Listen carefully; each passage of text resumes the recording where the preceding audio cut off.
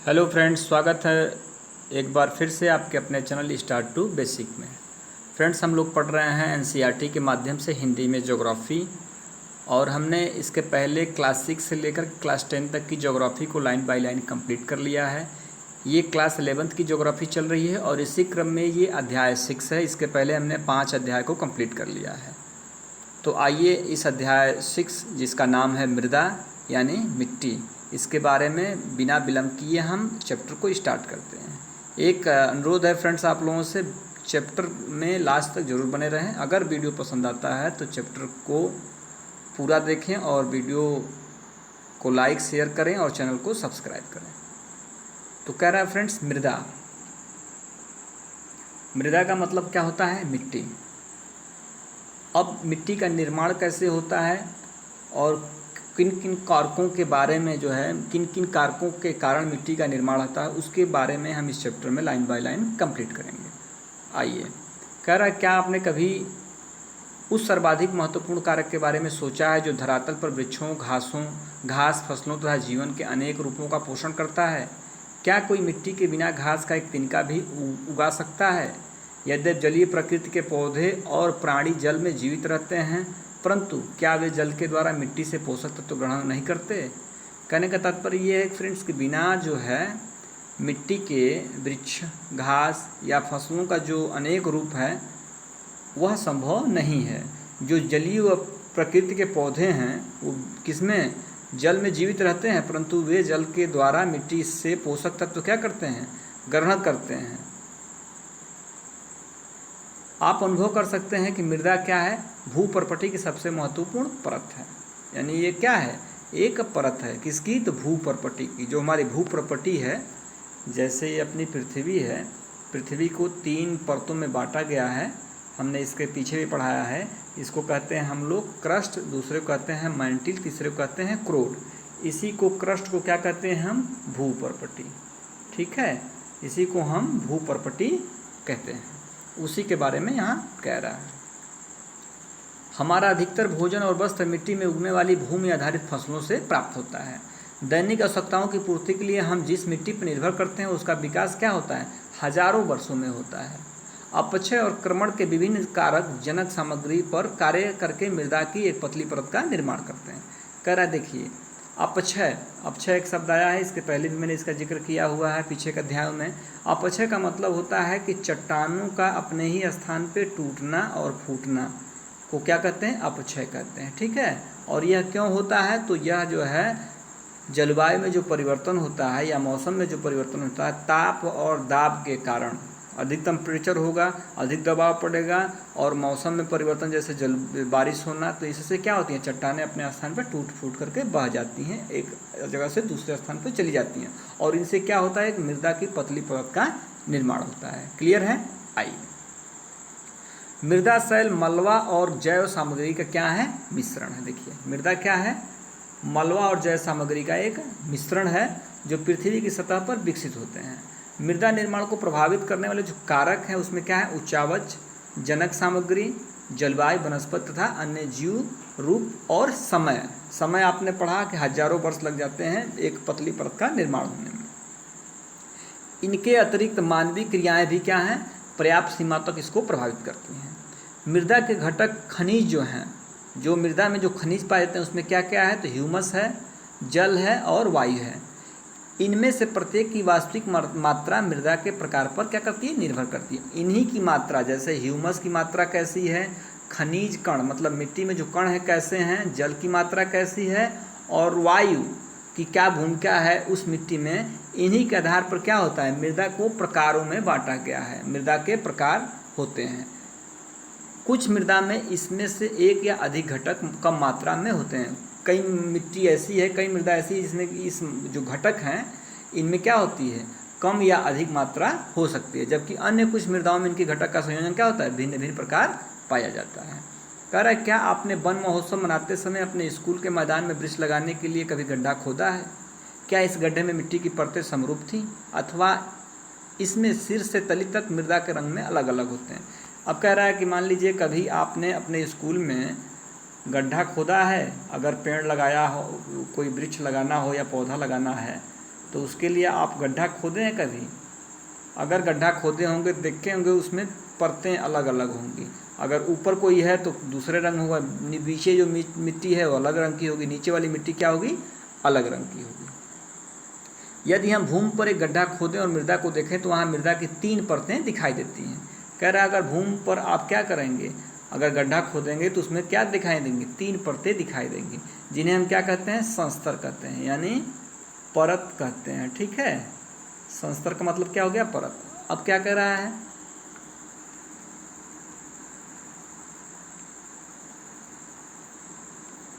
कह रहा है कि क संस्तर सबसे ऊपरी खंड होता है। जैसे ऊपर का ये जो है ये क्या है?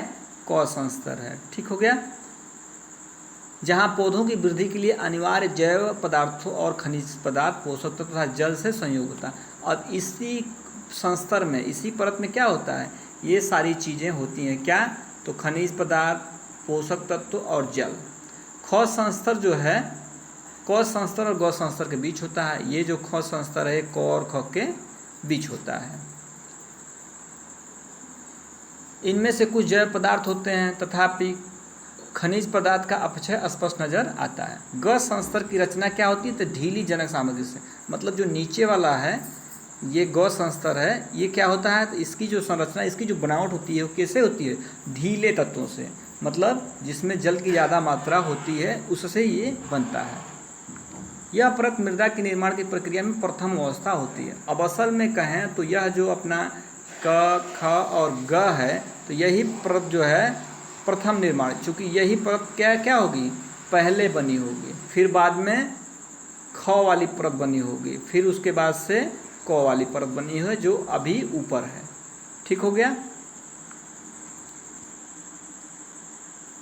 जिससे जनक चट्टान अथवा आधारी चट्टान कहा जाता है। मृदा जिसका एक जटिल तथा भिन्न अस्तित्व है, सदैव मृदा वैज्ञानिकों को क्या करता है? आकर्षित करती रही है। इसके महत्व को समझने के लिए आवश्यक है कि मृदा का वैज्ञानिक अध्ययन किया जाए। मृदा का वर्गीकरण इसी लक्ष्य को प्राप्त करने का एक प्रयास है। यानी अब वैज्ञानिकों के लिए क्या रहा है? इस मृदा को जो परत हैं वो क्या करी हैं? आकर्षित करती रही हैं, और इसी क्रम में वैज्ञानिकों ने जो मृदा का जो अध्ययन करने वाले लोग हैं उन्होंने क्या किया? इसका वर्गीकरण किया, इसको कई वर्गों में बांटा। आइए उसी वर्गों का हम क्रम से अध्ययन करते हैं। कह रहा है भारत में भिन्न भिन्न प्रकार के क्या है? उच्चावच है। मतलब उच्चावच का मतलब जमीन का ऊंचा नीचा होना को क्या कहते हैं? उच्चावच है। भू आकृति है, जलवायु, परिमंडल तथा वनस्पतियाँ पाई जाती हैं। इनमें जो है भारत में अनेक प्रकार की मिट्टियों के विकास में योगदान दिया। अब देखिए, उच्चावच, भू आकृति, जलवायु, परिमंडल के और वनस्पतियों के आधार पर ही मिट्टियों का क्या होता है? विकास में योगदान होता है। प्राचीन काल में मृदा को 2 मुख्य वर्गों में बांटा जाता था। देखिए, जो प्राचीन काल रहा है अपना, उसमें मृदा को मात्र 2 ही भागों में बांटा जाता। कौन सा? तो एक उर्वर भूमि होती थी जो उपजाऊ थी, और दूसरा क्या था? ऊसर, जिसको अनुर्वर भूमि कहा जाता था। 16वीं शताब्दी में मृदा का वर्गीकरण उसकी सहज विशेषताओं तथा बाह्य लक्षणों जैसे गठन, रंग, भूमि का ढाल और मिट्टी में नमी की मात्रा के आधार पर किया गया था। अब गठन के आधार पर मृदाओं के मुख्य प्रकार थे बलुई मिट्टी हो गई, मृगमय हो गया, पांसु हो गया तथा दोमट इत्यादि। रंग के आधार पर लाल, पीली, काली इत्यादि थी। स्वतंत्रता प्राप्ति के बाद अनेक संस्थानों द्वारा मृदा के वैज्ञानिक सर्वेक्षण किए गए। देखिए, स्वतंत्रता के बाद क्या हुआ? अनेक संस्थानों द्वारा मृदा के वैज्ञानिक सर्वेक्षण किए गए, और उसके अंतर्गत सन 1956 में मृदा सर्वेक्षण विभाग ने दामोदर घाटी जैसे कुछ चुने हुए क्षेत्रों में मृदाओं के व्यापक अध्ययन किए। भारतीय कृषि अनुसंधान परिषद, जिसको ICAR कहते हैं, के तत्वाधान में राष्ट्रीय मृदा सर्वेक्षण ब्यूरो तथा भूमि उपयोग आयोजन एवं संस्थान ने भारत की मृदाओं पर बहुत से अध्ययन किए। अब मृदा के अध्ययन तथा अंतर्राष्ट्रीय स्तर पर इसे तुलनात्मक बनाने के प्रयासों के अंतर्गत ICAR ने भारतीय मृदाओं को उनकी प्रकृति और उनके गुणों के आधार पर क्या किया? तो इसका वर्गीकरण किया, और संयुक्त राज्य अमेरिका के कृषि विभाग मृदा वर्गीकरण पद्धति पर क्या है? आधारित है। तो देखिए, अब ICAR और USDA जो है मृदा वर्गीकरण का भारत के मिट्टियों का क्या किया? क्रम किया, इनको क्रम में वर्गीकृत किया। क्या है? तो देखिए, इंसेप्टिसोल्स ये कितने हेक्टेयर पे फैली हैं? देख सकते हैं 1,30,000 1,30,372.90 हेक्टेयर पे हैं और इनका प्रतिशत क्या है तो 39.74 है। मतलब यही मृदा जो है सबसे ज़्यादा क्षेत्रफल पे और प्रतिशत पे भी फैली है। दूसरा दे रहा है एंटीसोल्स, ये कितना है तो 92,131.71 और यह जो है 28.08% भाग पे फैली है। तीसरा जो मृदा है एल्फीसोल्स है जो 44,448.68 और प्रतिशत में देखा जाए तो 13.55। चौथा है वर्टिसोल्स जो 27,960 और प्रतिशत में 8.52। पाँचवा देखिए एरिडीसोल्स जो 14,069 और परसेंटेज में 4.28। आगे का है अल्टीसोल्स जो 8250 हेक्टेयर हजार हेक्टेयर में है और 2.5% 2.5 है।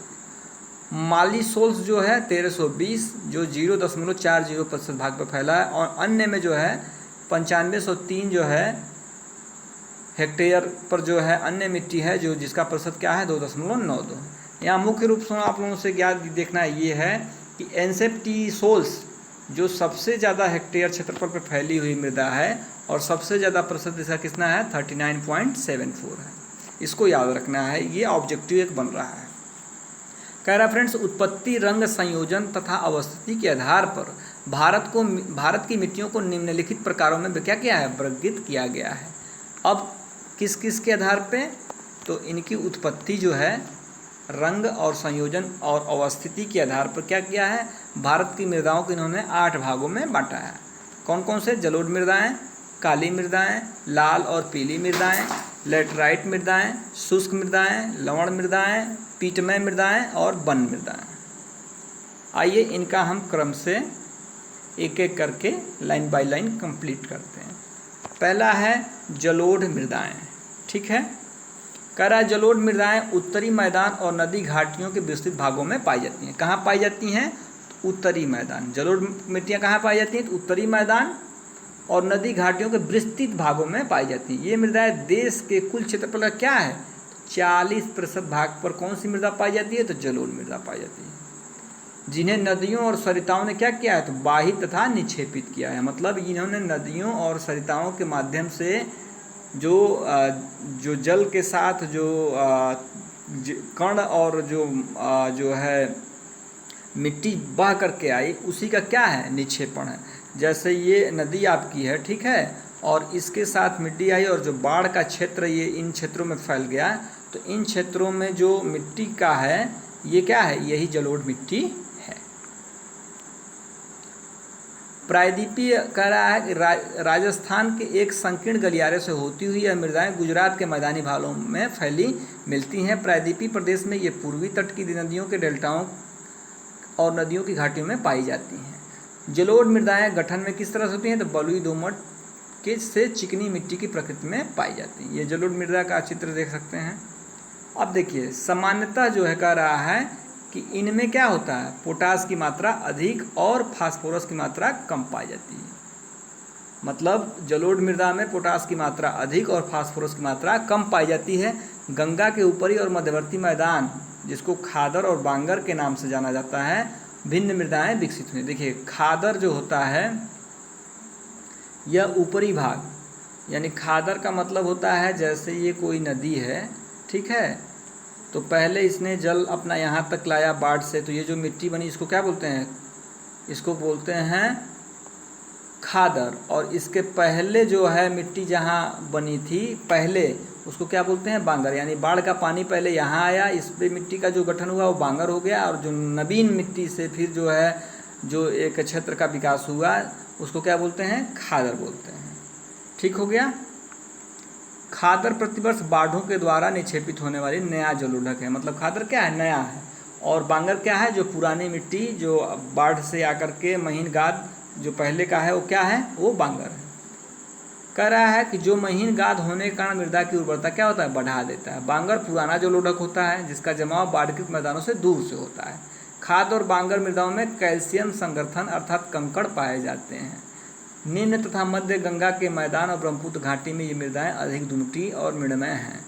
पश्चिम से पूर्व को इनमें क्या होती है बालू की मात्रा घटती जाती है।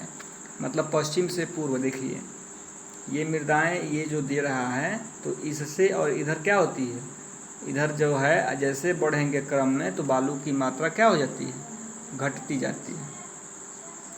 अब जलोढ़ मृदाओं का रंग हल्के धूसर से राख धूसर जैसा होता है। किस तरह का रंग होता है, तो हल्का धूसर और राख धूसर जैसा होता है। इसका रंग निक्षेपण की गहराई, जलोढ़ के गठन और निर्माण में लगने वाली समयावधि पर निर्भर करता है। जलोढ़ मृदाओं पर गहन कृषि की जाती है। क्या होता है, तो गहन कृषि मतलब बहुत ही वो यहाँ उपजाऊ होती है।